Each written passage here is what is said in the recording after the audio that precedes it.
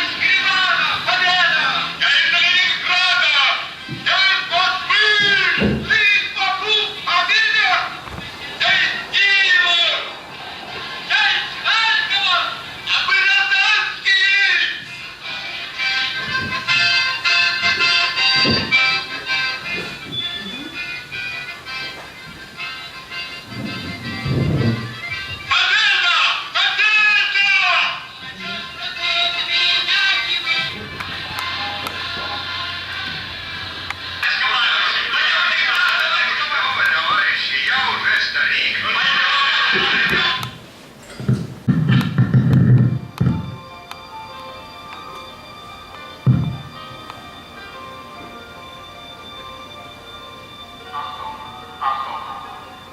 Am 30.04.45 hat sich der Führer sein Verdacht. This woman is German. She's one of the Berliners. You can see on her face. What is the movie? An Munition, die Gesamtlage gegen Kampf als Sendung gefallen lassen. Jede Stunde, die erweitert wird, verlängert wir die gesetzlichen Leiden der Zivilbevölkerung Berlins und unserer Verwundeten. Jeder, der jetzt noch im Kampf um Berlin fällt, bringt seine Opfer umsonst. It's the German officer telling the Berlin people what's going on. Sofort den Kampf. Ja. Bei Generalstabsartillerie und Befehlshaber Verteidigungsbereich. Berlin.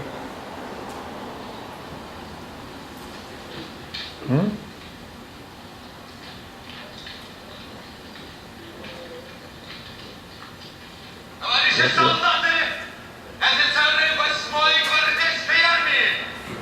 Сегодня утром войска берлинского гарнизона капитулировали. Берлин.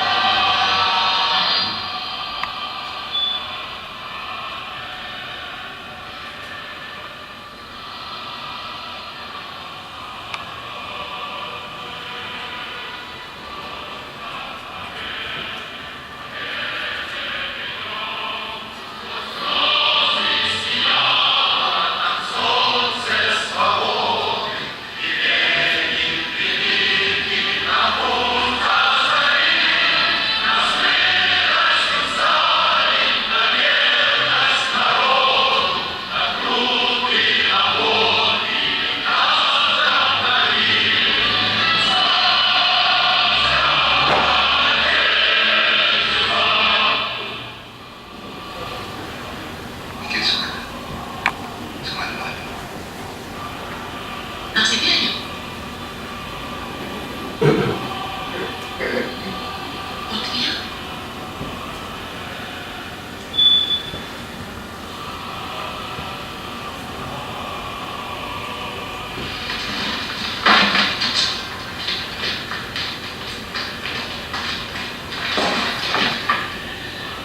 Sprich mit mir, Fredrick. Bitte. Sprich mit mir. Ich habe auf dich gewartet If you know German, you get some idea what she's saying. und gehofft und gebetet und gehofft. Und jetzt will ich, dass du irgendetwas davon erfüllst.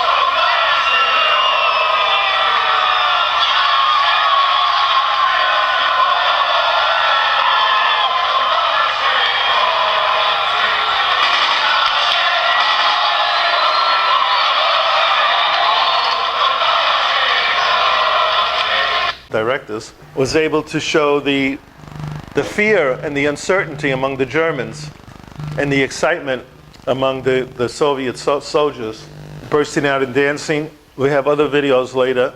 We're going to have somebody speak. The comrade from APL, can you say some words? And then we'll have Joe Jameson. The fascists continue to grow in number, being abetted by the imperialists and their sympathizers. All the while, the imperialists and their liberal and conservative followers continue to attempt to silence the voices of communists and the radical left in general. The sacrifice of the Soviet people against the fascists in World War II was great. Upwards of 24 million Soviet citizens were slaughtered by the Nazis.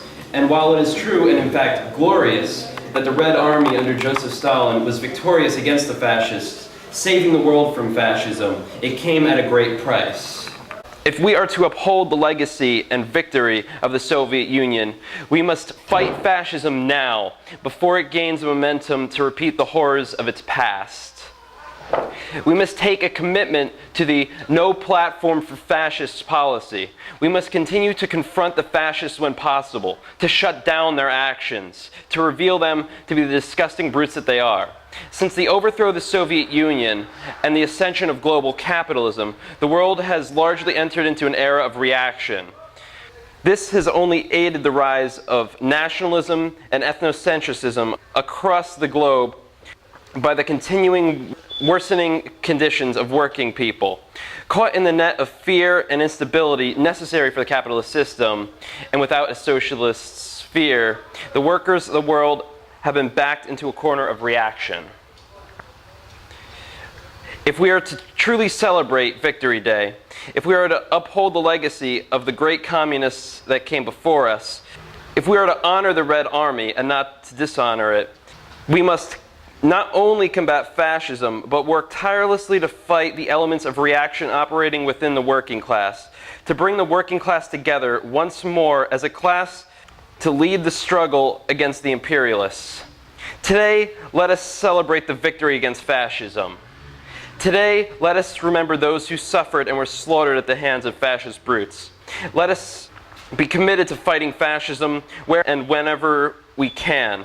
Let us, step by step, bring the workers out of a state of being competing individuals and into a class working for its own interests. Death to fascists, death to imperialism, forward to a victory that would make our revolutionary forebears proud. I want to thank the U.S. Friends for putting on this event, initiating it. I think that image of the Soviet soldier putting the red flag over the Reichstag is, if I had to choose one picture that defined the 20th century, I would choose that picture. Because it summarized all the conflict, the struggle, the blood, the horror, the triumph of the whole century. And there's more than one historian who refers to the 20th century as the Soviet century. Not just Marxist historians, but not just Soviet historians, but others as well, even bourgeois historians. And they refer to it as a century that was short because it only went from 1917 up until 1991. And everything that happened in that period happened in relation to the Soviet Union. The anti-colonial movement, the peace movement, the victory over fascism, all the major political developments of the century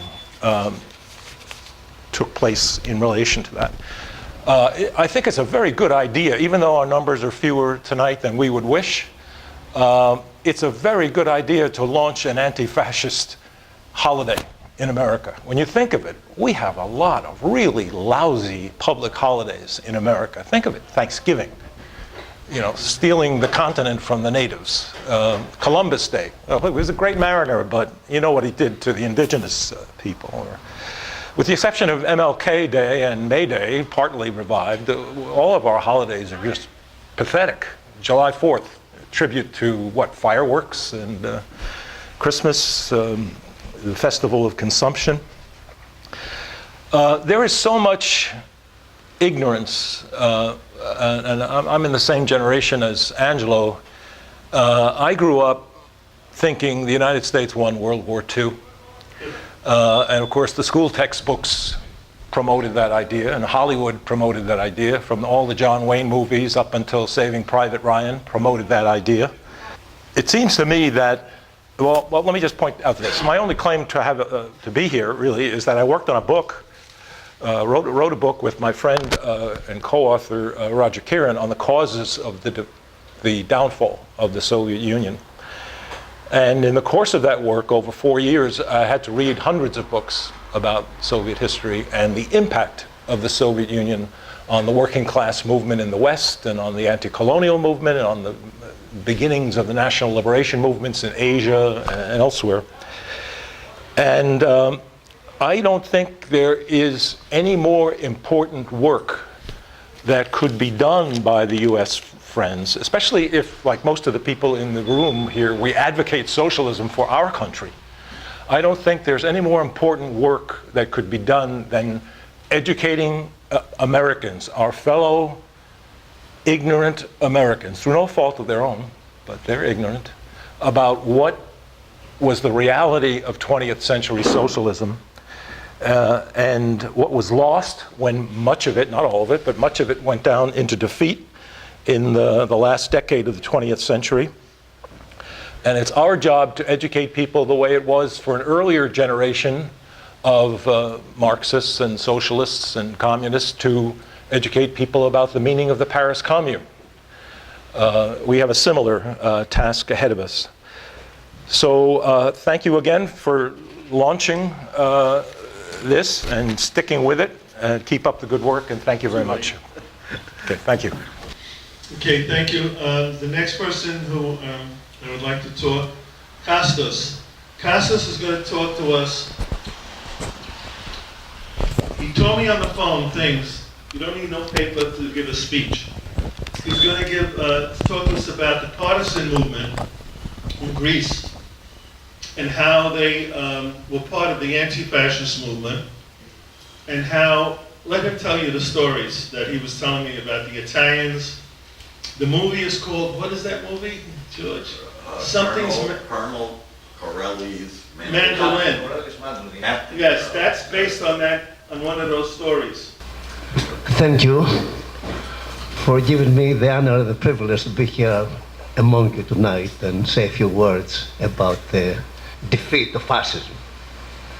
Because, as you understand, there are certain parallels throughout history, and if we don't study history, if we don't delve deeply into that, sometimes we're going to, these atrocities that were committed in the Second World War are going to be repeated. And we can see today what's going on, and what imperialism, what capitalism does, which is, what imperialism does, around the planet.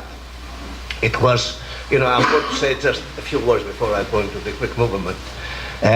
It was 43 minutes after midnight, 73 years ago, that the Germans surrendered to Zhukov, who was the Marshal of the Soviet Union, and the Soviet Union was the spearhead. The Soviet Union was, the Soviet Union spearheaded, the fight against fascism at the time. It was Marshal Tender from England, General Spaatz from USA, and it was the latter, the Marshal de latter, de Santigny, from France, that all these generals, that they signed the unconditional surrender of Germany to the United Powers, fighting. But the real power that fought, as Comrade Angelo said before, it was the communists at the time, because the communists took the initiative at the time, to fight, not only to fight throughout Europe against the Germans, the fascists, the Italian fascists, the German Nazis, and all the fascists and the Nazis all over the planet, and the Japanese imperialists. And in the first strongest movement in Europe that fought against the Nazis was in Yugoslavia under Marshal Tito. The second strongest movement in Europe, it was in Greece, with the Communist Party at the time took the initiative and organized the people and organized tens of thousands, hundreds of thousands of people, who fought along the lines of the communist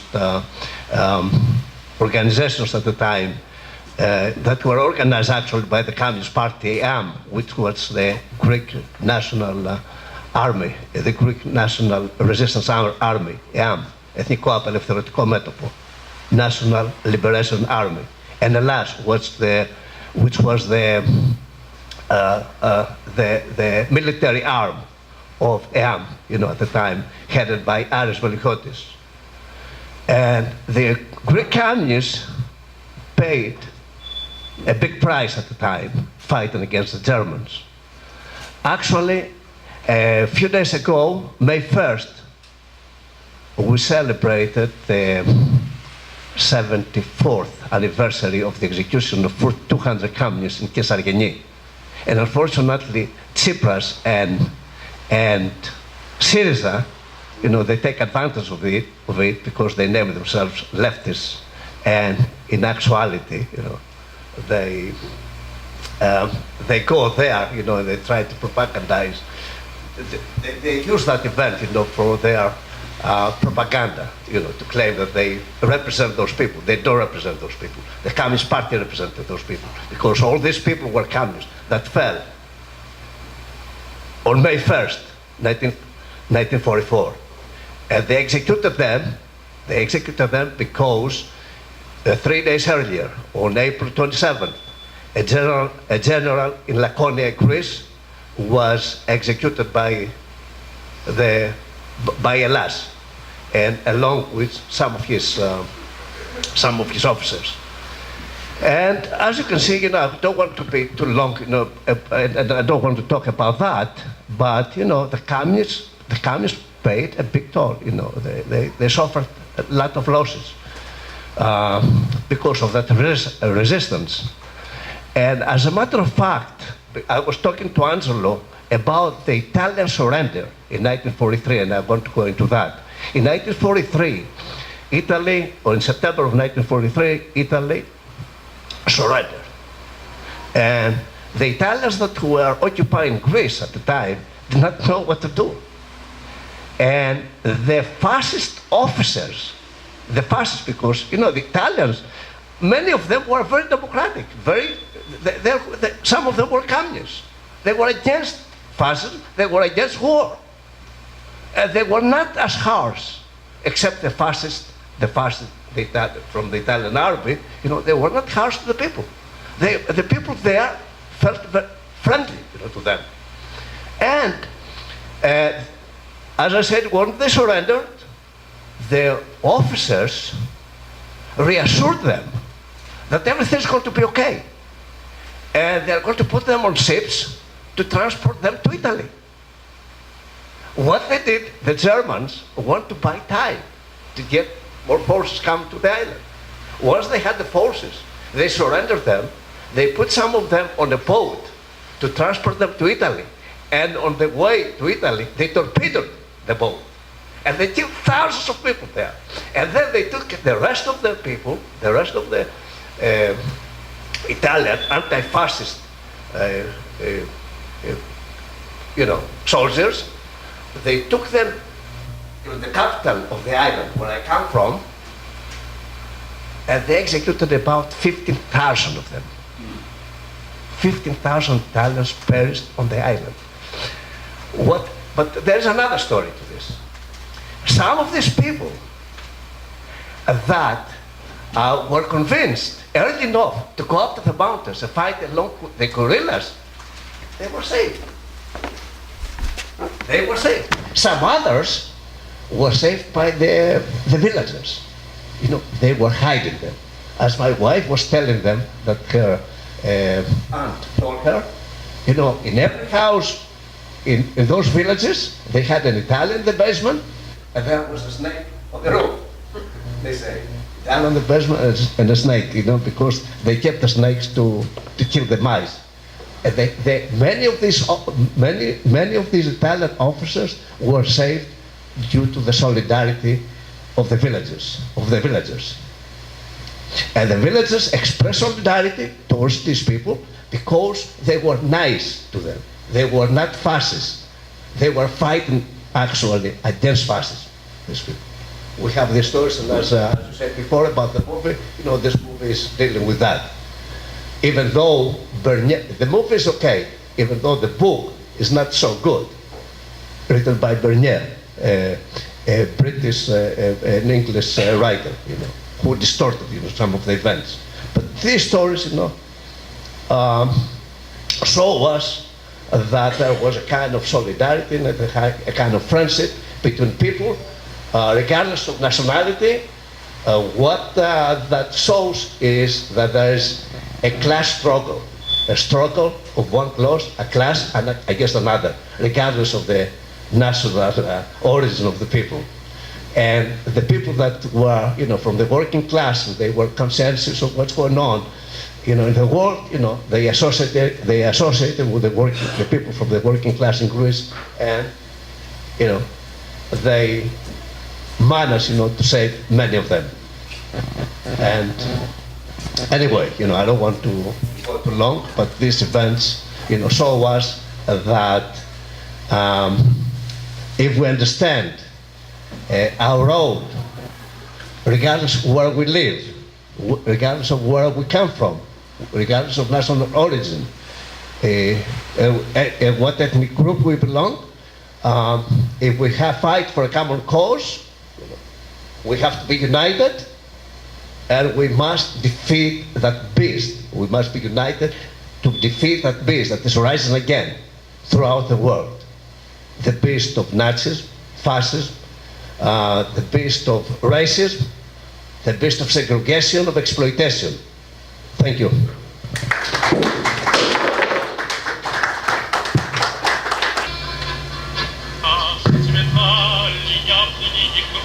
Maybe louder.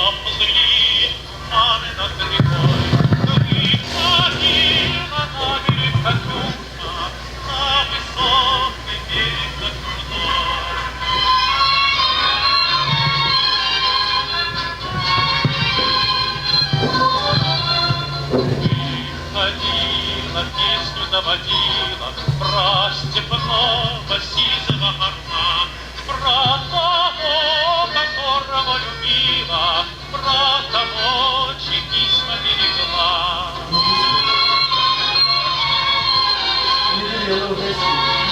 This was a weapon that the Soviets developed. It was a big gun, firing gun. They developed this, and it's called the Katyusha. It became a big thing. If you listen to the story, it's about a love affair between a young girl and a soldier boyfriend. But that's it.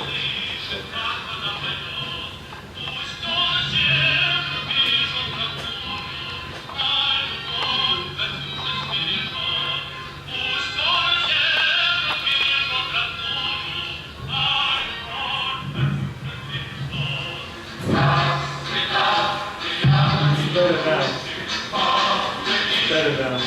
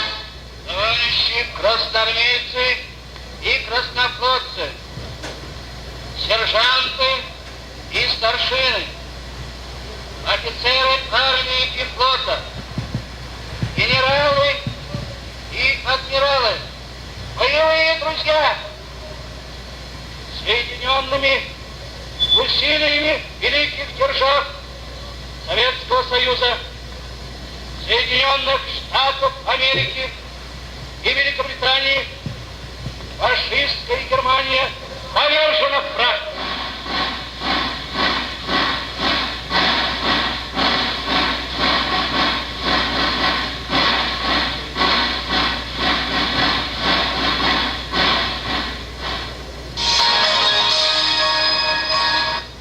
There's another two? Okay, let's do one now.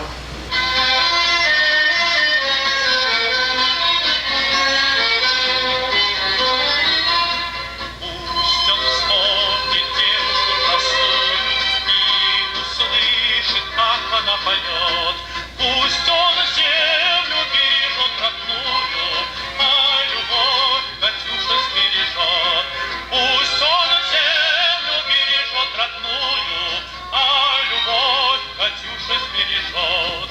Расцветал и яблони, и груши, поплыли туманы над рекой. Выходила на берег Катюша, на высокий берег над Крутой. Выходила на берег Катюша, на высокий берег над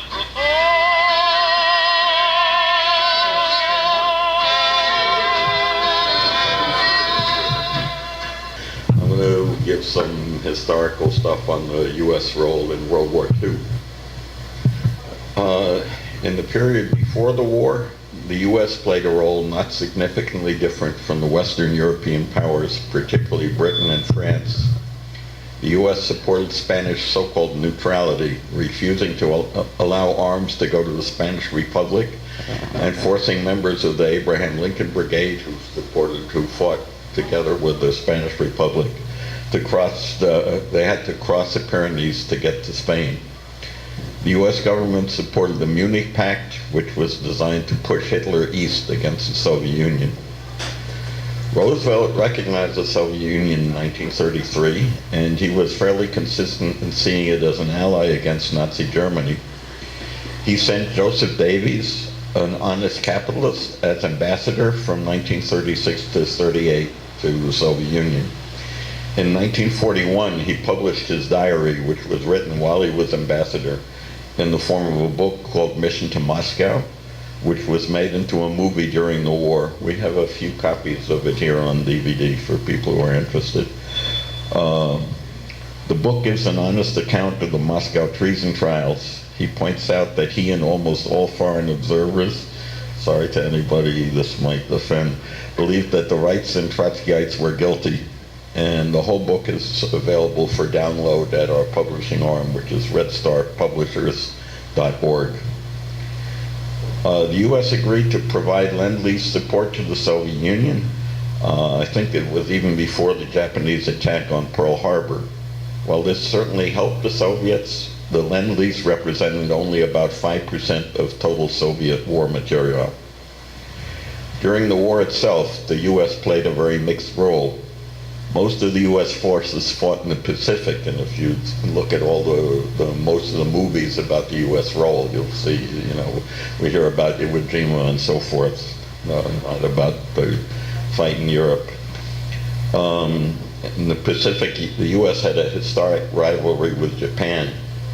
In Europe, before D-Day, the U.S. fought mainly in Italy, basically in order to prevent the partisans from gaining control. The Second Front had been promised to the Soviet Union in the initial discussions with the Soviets in 1941, but it did not take place until D-Day in June of 1944. It was finally carried out basically to prevent the Soviet Union from liberating not only Berlin but also Paris. That the Soviet Union was overwhelmingly the main power to defeat Nazi Germany can be seen in the casualty numbers. While the U.S. lost some 400,000 troops, the Soviets lost over 20 million people. There are various figures from 20 to 27, both soldiers and civilians. There's some interesting stuff about what happened in the elections in the U.S. in 1944 when Roosevelt was re-elected to his fourth term. It was probable that he would not last out his term, and his death may have been hastened by reactionary forces in the U.S. and abroad.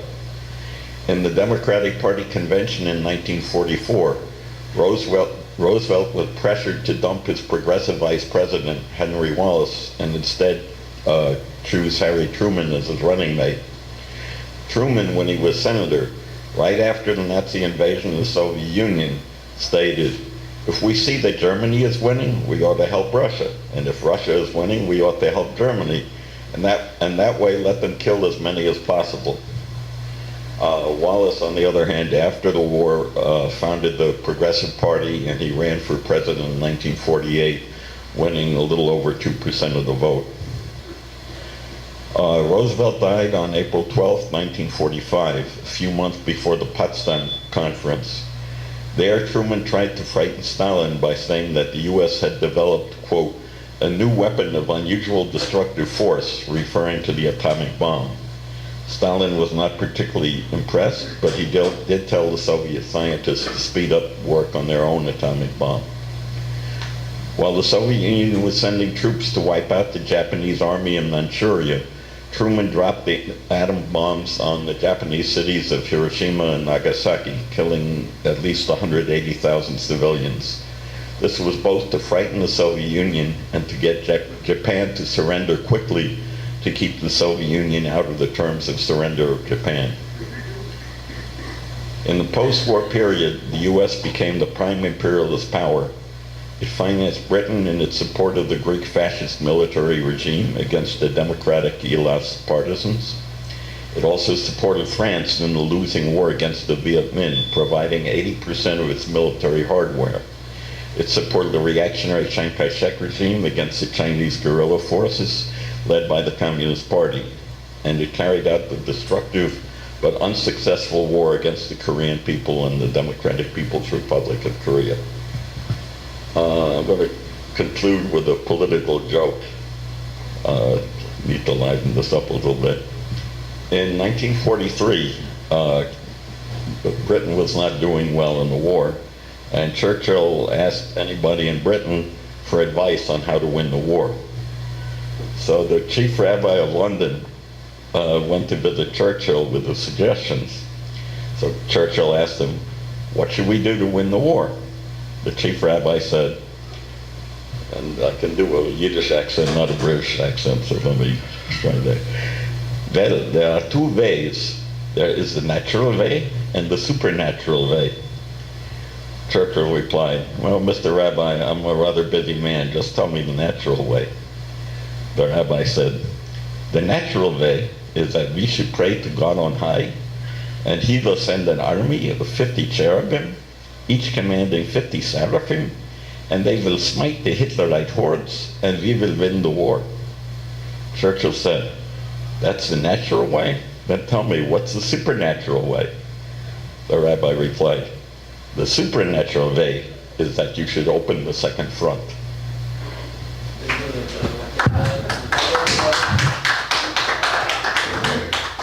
Thank you, George. George is on the Secretariat and the Politburo of the Party of Communists USA. Thank you. Before we have the next video, I'm going to open up the questions. Feel free to ask questions. I'm sorry? Yes, of course. I just wanted to get a chair. Okay, yeah. Can anyone who speaks go up to the front? Would that be good? Yeah, is that possible? If anybody wants to speak, can you come up to the front if you want to? You could speak on this thing.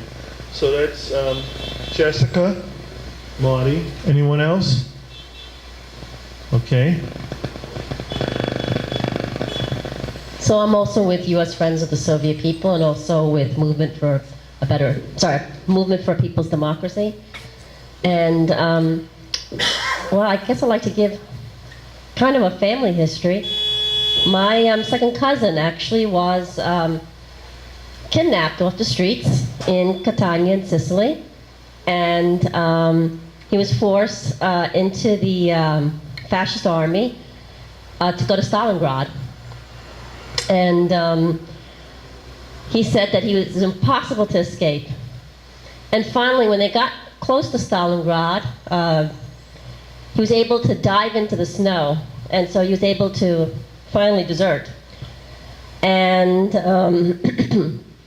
so he was able to go into the snow. They were shooting into the snow, but couldn't quite see him. He was able to finally get away, and he said he ran and walked God knows how many miles. And the next day, he actually entered into a farmhouse. And he was knocking on this farmhouse. He's freezing cold. He's really hungry and starving. And this peasant family opens the door, and they welcome him in, and they give him a bowl of soup. And he sits and he's eating, and then he all of a sudden realizes no one else is eating. And he starts to feel really ashamed. And then he thought, oh my God, I have a gun. That's what happened. And he felt so bad. There's very little soup left. He ate like 90% of it. And he tried to give it to the family, but no one would eat. Then he tried to give them the gun. But the man wouldn't take the gun. He felt so terrible, he wanted to leave, but they actually blocked the door. And he said, to be quite honest, he was exhausted, he was freezing, he kind of really didn't want to leave, but he felt ashamed he had taken their last meal. But they blocked the door, and he stayed overnight, and the next day they went to the village. And when they got to the village, what was interesting for him was, well, eventually they did get someone who was an engineer who had studied in Italy. So they did find someone to speak Italian to translate. Obviously it's important since he didn't speak any Russian. But he asked the family, why, I can't understand how you gave me a whole bowl of soup and you were hungry. And they said to him, well, you had to be really, really hungry and starving, because otherwise, I'm sorry, how was it phrased? Only people who are really starving think of themselves first before others. And this to him was shocking, and he couldn't believe that they had no idea of this sense of, Western selfishness, and he was so impressed. And he was impressed, and he thought about his gun as a monetary thing, and he wanted to give them the gun. But of course, it doesn't have any monetary value. You can't eat a gun. And then he said, okay, well, at least you can give it to the war effort. No, we have guns. What do we don't need any more guns. But you know what? If you stay here, then you're a soldier, and you can protect us with that gun. And he felt, no, I can't do this. I can't take food. You're already hungry. I can't take food away. And he says, I have to go home. I can't stay here. It's really wrong. But then I said, okay, well, will you promise us something? He says, I'll promise you anything. He says, anything? Yes. You must promise you're going to stay to the end of the war. He says, I can't make that promise. He says, you already did. You said that you would keep the promise. Look, if you leave, they will kill you as a deserter, but as a enemy. They don't know that you've deserted the Russian army. So he stayed, and he was so impressed with what he had seen. In Catania, basically, you have latifundias. And who runs the city halls? The mayor, who is related to this latifundia owner. You have these council people who are all, they all represent the upper class. You don't have any real discussion, because if you're a peasant and you talk, something's going to happen to you. You're going to disappear, you're going to be in jail. And he was impressed by the level of real democracy. When the war was over, it was interesting because it took him a year to get from just outside of Stalingrad to the border of Yugoslavia. And along the way, he rode the trains for free. People fed him, the peasants. And when he got to Italy, it took him a whole entire year to go from Trieste in the north all the way down to Sicily. Why a year? Well, when he got to Trieste, he went to the military and he said, look, this is my name, here's my identification, here's my dog tag. I need to get on the train to go home. And they said, well, no, according to our records, everyone died in Stalingrad. So I'm not dead. Here's my identification. No, sorry, we can't help you. You're dead. So then he goes to the police department. Police department said, sorry, We can't get you a ticket on the train because you're dead.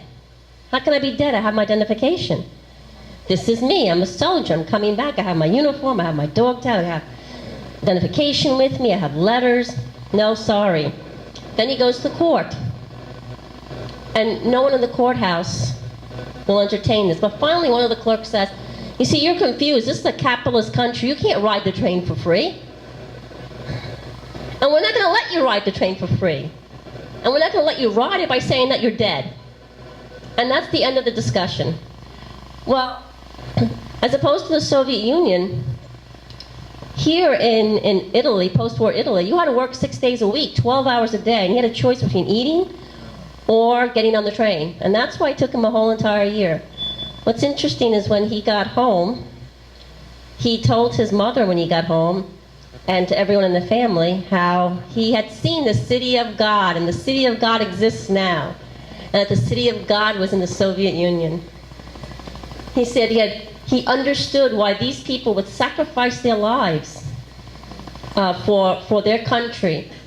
To him, it was amazing, the things that he had seen, the level of democracy and caring and goodness. Neighbors would help neighbors, and they would fight for the privilege of helping each other. When he asked them about how the Soviets burned the crops so that the Germans could not escape, they said, well, we're doing this for the future of our children. And he said, but your children are going hungry too. And they said, no, the children of the world, they're all of our children. So I just wanted to end there to say that it's sad that this kind of idealism is gone today, but we need it again to create a better world. Marty? Take this opportunity to relate a unique experience that I had last November. By the way, I'm with Socialist Action Organization National Group, which is a revolutionary Trotskyist group. I was in St. Petersburg, Russia, last November to do what I thought was an incredibly exciting thing, to march on the 100th anniversary of the Russian Revolution in St. Petersburg.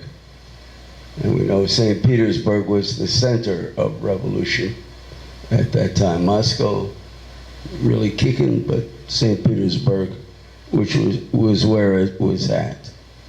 And we started at the Finland station, where of course where Lenin and the Bolsheviks gathered to greet him when he came back from overseas. And I got to look at that. Very exciting just to be standing there. Wonderful, wonderful spirit, I mean, beyond description.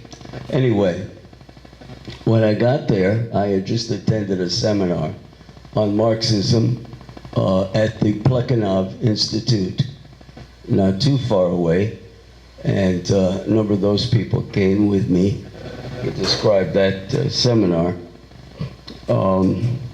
But the size of the rally was about 1,000 to 2,000 people, a lot of youth, diverse politically. It seemed like the Communist Party was the leading actor there.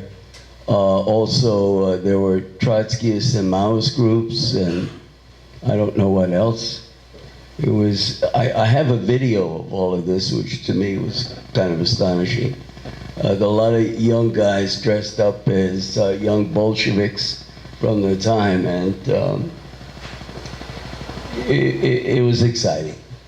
So we started to march, what was it, a couple of miles to the Aurora battleship, which I got to visit later after the rally. But I had a conversation with one guy who was a working class organizer.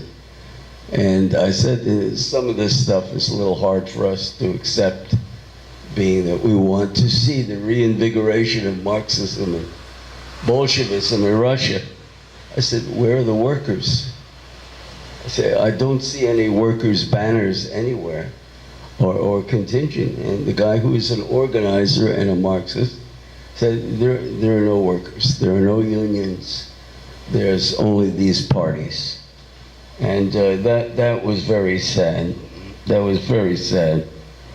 And I was told that the Communist Party there, which is, you could write communist with a small c, was monopolizing the speakers and so on. But seeing people, older people from the older generation who had certainly gone through what we had seen there fighting the Nazis, some remarkable faces.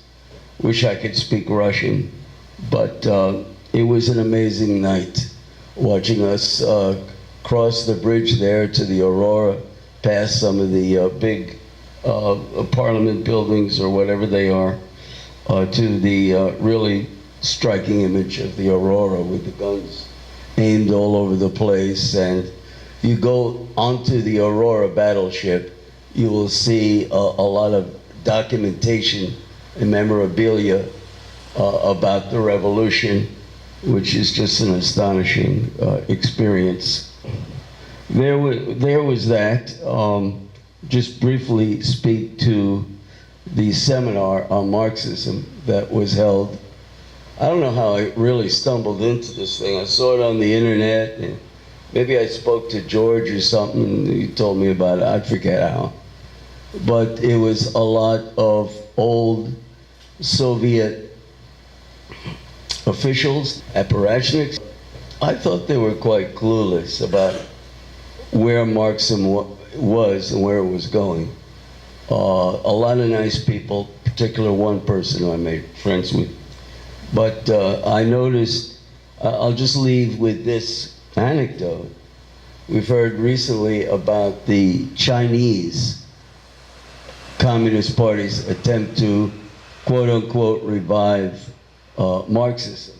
And they came to this meeting, symposium, with 3 members on the authority of the Chinese Communist Central Committee, or the political committee, I think the political committee. And he said, well, we approve of this attempt to revive Marxism. We think Marxism will liberate humanity.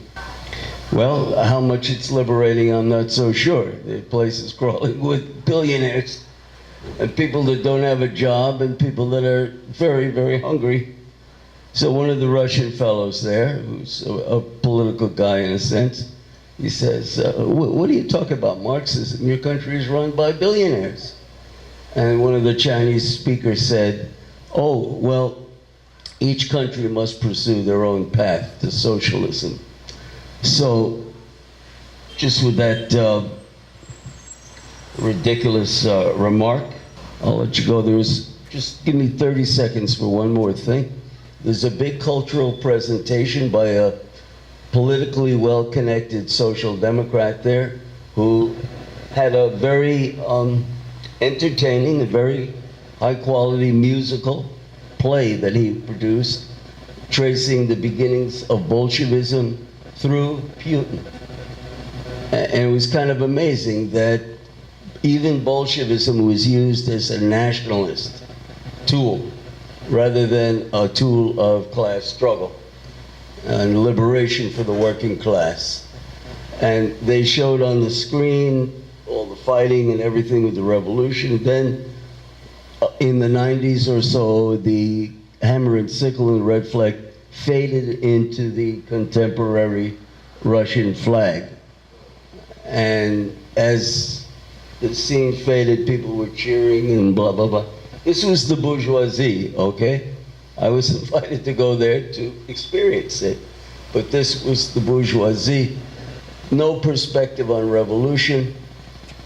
Outside the theater, I could see stands with trinkets and tourist items, with Putin as a doll, you know, the Russian dolls, next to a doll of Che Guevara, next to a doll of Trump, and so on and so on. So the extreme confusion and lack of clarity and obfuscation and anti-communist propaganda has rendered the working class mute at this point, but we know, as in the United States, that will not last forever. Thank you.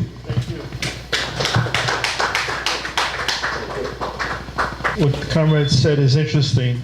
Jessica was in Sochi with another 2 people from our party. There was a youth festival in Sochi about, 8 months ago, Jessica? Last year. And they tried to keep down, the Putin people tried to keep down revolutionary among the youth. They did not allow the Palestinians to go to the youth festival. They came in late. And they have their, I don't understand, they have their own agenda, let's be honest. And I laugh when I hear the liberals in this country on their anti-Russia campaigns. Oh, he's a thug. Well, why are you calling him a thug? Isn't he a capitalist? Why don't you say the word, he's a capitalist? Well, of course, the CNN, they're not going to do that, because then they'll have to deal with their capitalist. And that's putting capitalism under the spotlight. So it's a charade of games, as you were saying. I'm going to stop here, have one more video.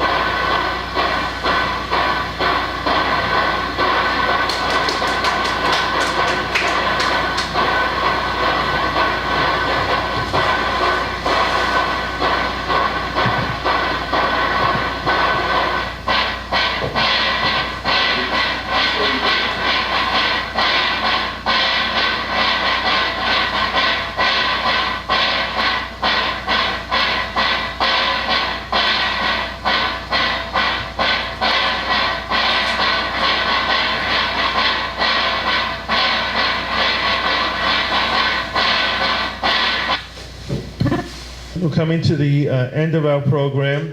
Today is the anniversary of the veterans of the Abraham Lincoln Brigade Battalion. It's not the brigade. It's the people make a mistake when they say that. It's the battalion. They had it. So people that we were going to come to speak here went to that, and they couldn't do 2 things at once. It's too much. I myself had a meeting today, which I didn't wind up going to. I'm on the board of directors of Arrow Park. I want you to all know this. Arrow Park was one of the parks that was set up by the party in the 30s and 40s. AROW, American Russian Organization of Workers, Monroe, New York. It's still there. We had our Congress, the Party of Communists had their Congress there 2 years ago. And it's the, I try to stay, there's big statues that were donated by the Soviet Union of the poets. I don't know their names, right? Pushkin, Taras Shevchenko from the Ukraine, Pushkin, and one from Belarus, and Walt Whitman. If anybody knows the history of Walt Whitman, he's supposed to be the poet of the man with the hoe and the labor working class person. So that was it. So a lot of people went to 2 things. They were too much for them, so they didn't. Hopefully next year, this could be the beginning of something. Maybe next year we can work with other organizations, have a larger thing like we had at New York, at City College. We had something called the 100th anniversary of the Bolshevik Revolution, and we worked with other organizations. I like the idea that there are people here from different groups. We can disagree on certain things, principal things, but we can still work together when we're fighting reaction and fascism the old story, we'll all be in the concentration camps together. They don't care if you're a Maoist, anarchist, Trotskyite, Stalinist, Democratic Socialist, you're in the same concentration camp. So I want to mention that. So we have to have unity, not that we want it, we need it. We need it. We can disagree on principled things and keep that great. You respect me, I respect you, but we got to work together and to fight fascism. And that's what happened in the Second World War. You had the U.S., France, in England, and the Soviet Union working together to fight fascism. The partisans in Greece and in other countries of Europe worked together to fight fascism, including in Italy when they fought Mussolini. So I'm going to end it. Anybody want to ask a question of tonight's event? Anybody? George, of course. George, yes.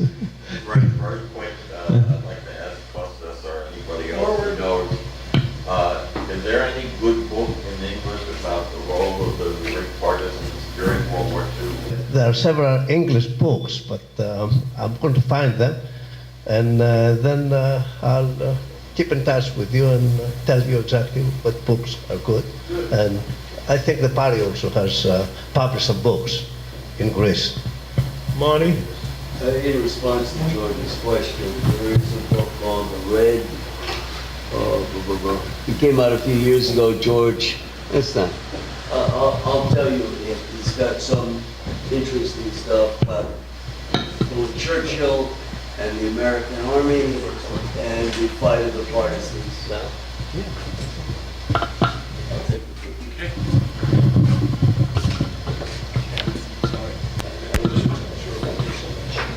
Okay, thank you everyone for coming. Thank you, good night.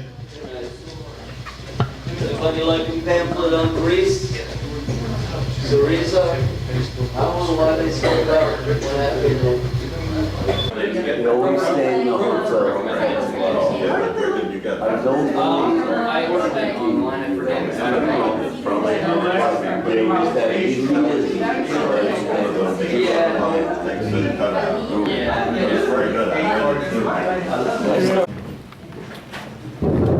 Don't run away. You have change?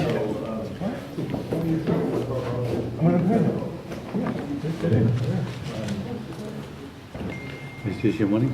No, right here. I give you $10. Give me $10.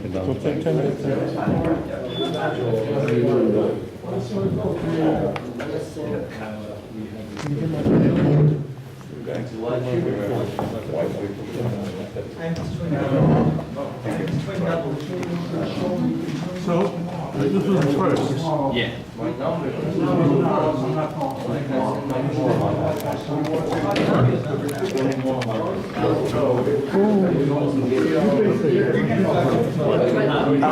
not all you, but in New Jersey, it's all. Thank you. Was that? New Jersey? Yeah. Why don't I just show it to you first?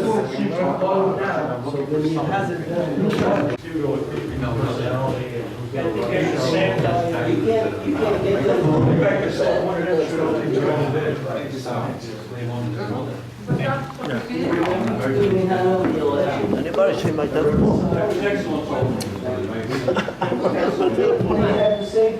You saw this, right? I think we brought a couple of copies last time. Yeah, it's really good. I found it on the internet. That's good. How'd you like the videos? They were good.